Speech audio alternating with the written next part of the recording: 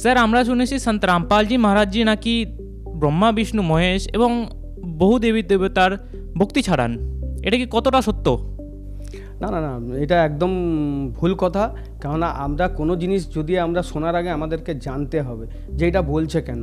তো আমাদের শরীরের মধ্যে কোমল আছে, যে কোমলে তাদের মন্ত্র আছে, তাদের মন্ত্র দিলে তারা তারা তখন তারা তাদের নিয়মিত কার্য তারা শুরু করতে পারবে, তারা তারা তাদের লাভটা তারা দিতে পারবে।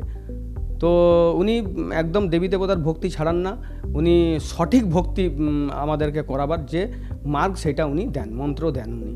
যেমন আমাকে বললো মূল কমলে গণেশজি, আমিও দেখলাম বই পড়ে, সাত কমলে ব্রহ্মা সাবিত্রী, নাভি কমলে বিষ্ণু লক্ষ্মীজি, হৃদয় কমলে শঙ্কর পার্বতী, কণ্ঠ কমলে দুর্গা।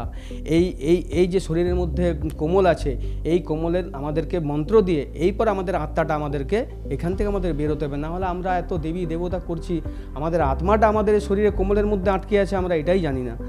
তো আমি এইসব বুঝলাম, বুঝে আমি সন্তরামপালজি মহারাজজির নাম দীক্ষা নিয়ে ভক্তি শুরু করি।